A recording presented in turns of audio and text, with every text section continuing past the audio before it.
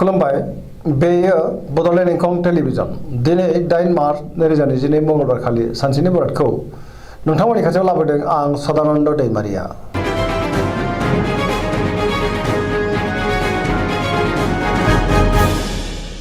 सिगां फरायथिं लादों मेष राशि गिबि हांखो अ ल।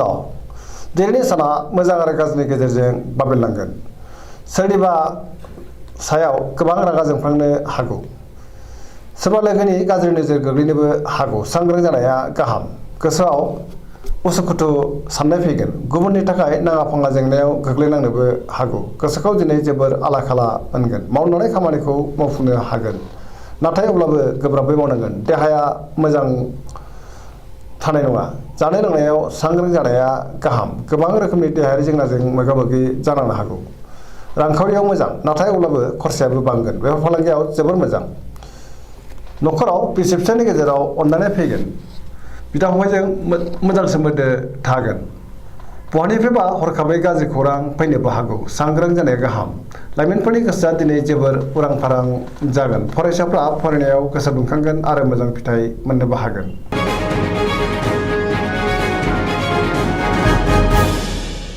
वृष राशि गिबि हांखो इ उ ब। दिनैनि साना जोबोर मोजां। सुखुनि आंखाल जानाय नङा। गुबुननि हेफाजाब मोननानै गोसोखौ दिनै जोबोर गोजोननाय मोनगोन। गोसोआव बोलो बांगोन। मावनानै खामानिखौ थि समावनो आरो गोरलैयैनो मावफुंनोबो हागोन। समाजाव गोबां मान मोनगोन। रांखावरियाव दिनै जोबोर मोजां। गोबां धोन आरजिनोबो हागोन। मोननो गोनांखौबो दिनै मोननो हागोन।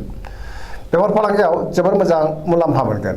आयाबो बांगोन। बहाबा थाङोब्ला दिनै जोबोर मोजां आरो मोजाङैनो हान्थिनोबो हागोन। न'खराव बिसि फिसायनि गेजेराव अनलायनाय फैगोन। बिदा फंबायजों मोजां सोमोन्दो थागोन। देहायाबो दिनै मोजाङैनो थागोन। सेंग्रा सिख्लाफोरनि गोसोआ दिनै जोबोर रमान्टिक जागोन आरो गावबा गावनि गोसोनि साननायफोरखौबो फोरमायलायनो हागोन। बहानिफ्रायबा मोजां खौरां फैनो हागौ। बहाबा दावबायहैनो खाबु मोननोबो हागौ आरो मोजाङैनो हान्थिनोबो हागोन। गोसोआव पजिटिभ साननाय फैगोन आरो पजिटिभ एनार्जिनि गोहोमबो गोग्लैगोन।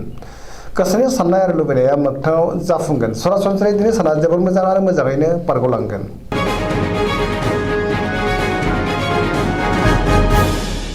मिथुन राशि गिबि हांखो क स।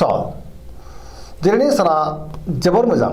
गुबुननि अननाय आरो हेफाजाब मोननानै गोसोखौ दिनै जोबोर गोजोननाय मोनगोन। पजिटिभ एनार्जिनि गोहोम गोग्लैगोन। पजिटिभ साननो रोंगोन। गोथों आरो गोग्गो साननो रोंगोन। गियाननि आंखाल जानाय नङा। जेरावबो जाफुंसारगोन। गोबां खामानिखौ दिनै मावफुंनो हागोन। सिगांनि बबेबा आद्रा खामानिखौबो दिनै मावफुंनो हागोन। देहाया मोजाङै थागोन। रांखावरिया जोबोर मोजां। बेफार फालांगियावबो जोबोर मोजां। आयाबो बांगोन। न'खराव अनलायनाय फैगोन। समाजाव गोबां मान मोननो हागोन। मावनो लानाय खामानिखौ थि समावनो आरो गोरलैयैनो मावफुंनोबो हागोन। गुबुननि हेफाजाब मोनगोन। बहाबा थाङोब्ला दिनै जोबोर मोजां आरो मोजाङैनो हान्थिनोबो हागोन। गोसोनि बोलोआ बांगोन। गियाननि आंखाल जानाय नङा। लाइमोनफ्रा जोबोर रमान्टिक जागोन आरो गावबा गावनि गोसोनि साननायफोरखौबो फोरमायलायनो हागोन।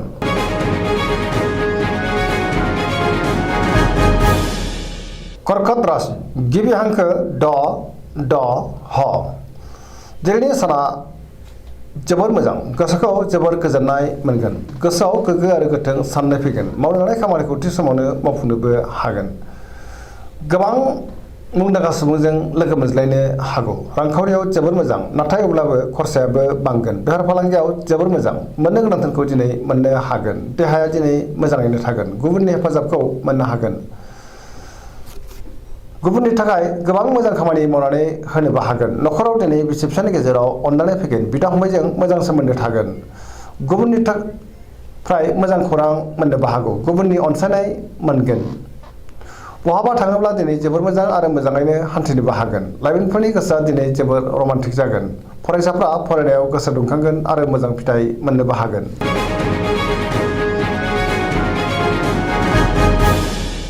सिंह राशि गिबि हांखो म थ। दिनैनि साना मोजां आरो गाज्रिनि गेजेरजों बाबेनलांगोन। देहाया बारा मोजां थानाय नङा। गोबां रोखोमनि देहायारि जेंनाजों मोगा मोगि जानांनो हागौ। जानाय लोंनायाव सांग्रां जानांगोन। बयजोंबो मोजां सोमोन्दो लाखिनो रोंगोन। गोसोखौ दिनै जोबोर गोजोननायबो मोनगोन। सोरबा गोजाम लोगोजों बहाबा लोगो मोनज्लायनो हागौ। मावनो लानाय खामानिखौ थि समावनो मावफुंनो हागोन। गोसोआ दिनै जोबोर रमान्टिक जागोन। रांखावरियाव जोबोर मोजां होनजायो। गोबां धोन आरजिनो हागोन। बेफार फालांगियावबो जोबोर मोजां। न'खराव बिसि फिसायनि गेजेराव अननानै फैगोन बिदा फंबायजों मोजां सोमोन्दो थागोन गुबुननि अनसायनाय मोननानै गोसोखौ दिनै जोबोर गोजोननायबो मोनगोन समाजाव गोबां मान मोननो हागोन गुबुननि गोसोखौ दिनै गोरलैयैनो बोनोबो हागोन सेंग्रा सिख्लाफ्रा गावबा गावनि गोसोनि साननायखौ फोरमायलायनो हागोन आरो गोसोआ दिनै जोबोर रमान्टिक जागोन फरायसाफ्रा फरायनायाव गोसो दुंखांगोन आरो मोजां फिथाइ मोननोबो हागोन।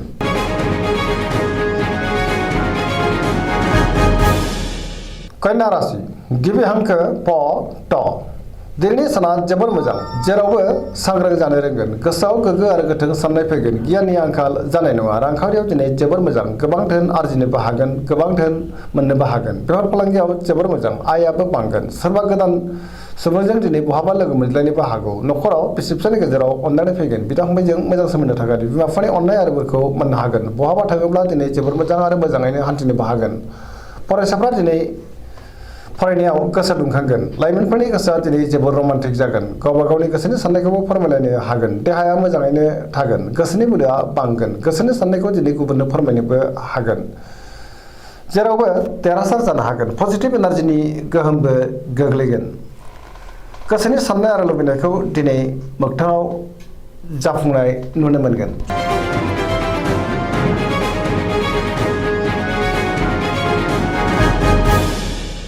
तुला राशि गिबि हांखो र ट दिनैनि साना जोबोर मोजां बयजोंबो बाख्नाय जागोन गोबां मुंदांखा सुबुंजों लोगो मोनज्लायनो हागौ बहाबा दावबायहैनो खाबु मोनगोन गोसोखौ दिनै जोबोर गोजोननायबो मोनगोन गोसोनि बोलोआ बांगोन गोसोनि साननायाबो मोगथाङाव जाफुंगोन मावनो हानाय खामानिखौ थि समावनो आरो गोरलैयैनो मावफुंनोबो हागोन देहाया दिनै मोजाङै थागोन अब्लाबो नाथाय जानाय लोंनायाव सांग्रां जानांगोन रांखावरियाव दिनै जोबोर मोजां गोबां धोन आरजिनोबो हागोन बेफार फालांगियाव जोबोर मोजां मुलाम्फा मोनगोन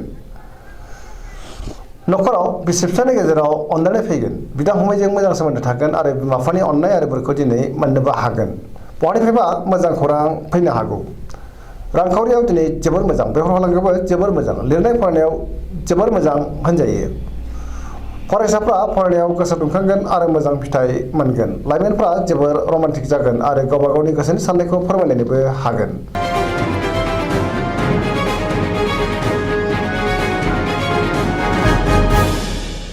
वृश्चिक राशि गिबि हांखो न स दिनैनि साना जोबोर मोजां सोरबा गोजाम लोगोजों बहाबा लोगो मोनज्लायनो हागौ जेरावबो सांग्रां जानो रोंगोन गोसोनि साननाया जाफुंगोन गोसोनि बोलोआ बांगोन लोगोफोरनि हेफाजाब मोननो हागोन सोरजोंबा बाख्नाय जानोबो हागौ लाइमोनफोरनि गोसोआ दिनै जोबोर रमान्टिक जागोन आरो गावबा गावनि गोसोनि साननायखौ फोरमायलायनोबो हागोन रांखावरियाव जोबोर मोजां होनजायो बेफार फालांगियावबो जोबोर मोजां सरासनस्रायै दिनै साना जोबोर मोजां आरो मोजाङैनो बारग'लांगोन।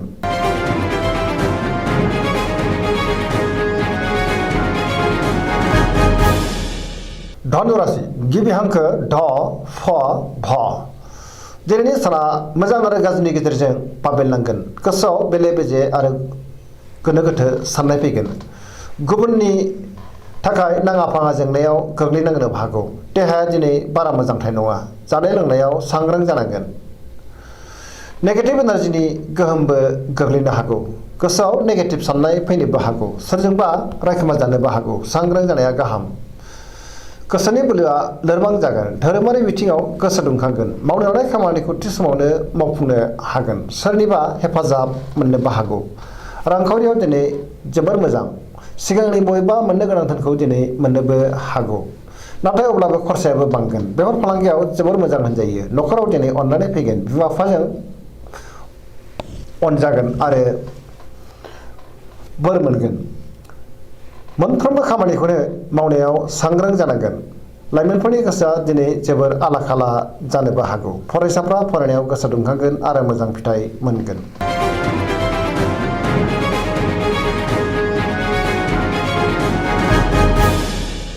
मकर राशि गिबि हांखो ख ज दिनैनि साना जोबोर मोजां बहानिफ्रायबा हरखाबै मोजां खौरां फैनोबो हागौ गोसोखौ दिनै जोबोर गोजोननाय मोनगोन देहाया मोजाङैनो थागोन गोसोनि साननाया जाफुंगोन रांखावरियाव दिनै जोबोर मोजां मोननो गोनां धोनखौ मोननो हागोन आरजिनाय धोनखौबो दोनथुमनो हागोन बेफार फालांगियाव जोबोर मोजां नाथाय अब्लाबो खरसायाबो बांगोन सोरजोंबा बाखनायजानोबो हागौ। मावनो लानाय खामानिखौ थि समावनो आरो गोरलैयैनो मावफुंनोबो हागोन। पजिटिभ एनार्जिनि गोहोम गोग्लैगोन। जायखि खामानि मावा मानो मोनफ्रोमबो खामानिखौनो दिनै मोजाङैनो मावफुंलांनो हागोन।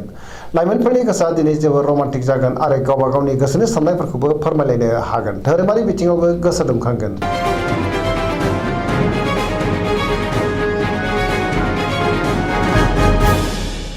कुम्भ राशि गिबि हांखो ग स स।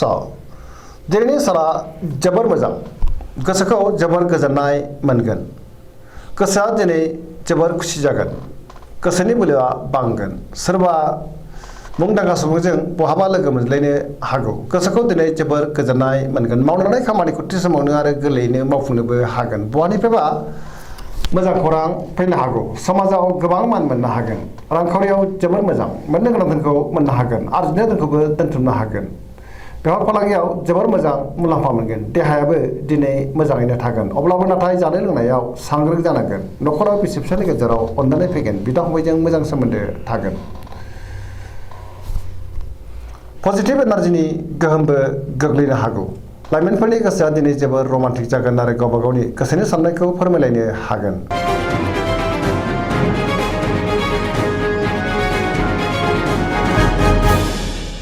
मीन राशि गिबि हांखो ड स। दिनैनि साना जोबोर मोजां। सिगांनि बबेबा जेंनाखौ दिनै गोरलैयैनो सुस्रांनो हागोन। मावनो लानाय खामानिखौ मावफुंनोबो हागोन। गोसोखौ जोबोर गोजोननाय मोनगोन। गोसोनि बोलोआ बांगोन। देहायाबो मोजाङै थागोन। रांखावरियाव दिनै जोबोर मोजां। मोननो गोनां धोनखौ मोननो हागोन। आरजिनाय धोनखौबो दोनथुमनो हागोन। बेफार फालांगियाव जोबोर मोजां।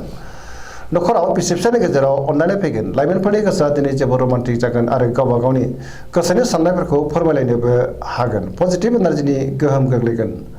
सोरबा लोगोनि हेफाजाब मोननोबो हागौ। सरासनस्रायै दिनै साना जोबोर मोजां आरो मोजाङैनो बारग'लांगोन। दिनैनि राशि फरायनाया एसेनोसै। जोबनायाव बेखौनो खावलायो जाहाथे नोंथांमोना सानफ्रामबो जोंनि बे बड'लेण्ड इंखं टेलिभिजनखौ नायबाय थायो आरो साबस्क्राइब खालामो, लोगोसे लाइक खालामो आरो शेयार खालामो। एसेनोसै। गोजोन्थों।